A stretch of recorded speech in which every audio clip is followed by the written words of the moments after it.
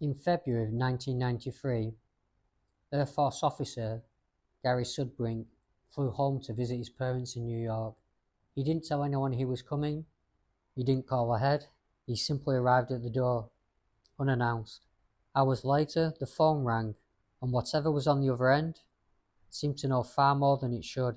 Gary had been catching up with an old friend over the landline when a second call came through. He answered, and immediately pressed the record button on a nearby answering machine, because the voice he heard didn't sound human. Slow, distorted, mechanical, as if the caller was speaking through some kind of device, or masking their identity. The voice asked, "Is Gary Sudbrink there?" Then it said, "You are being impersonated by the other voice," over and over. And then, "How long are you going to be back from Texas?"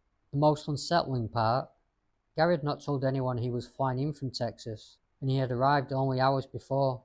No one outside the family should have known he was there.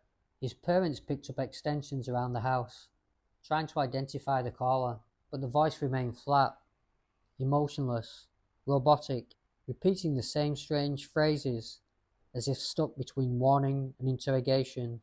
Gary would receive several more calls that night, each one captured on tape.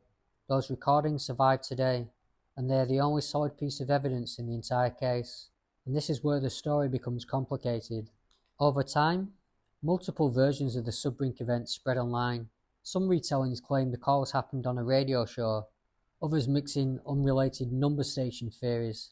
Dates shift between 1993 and 1994, and many accounts repeat one another without citing where the information originally came from.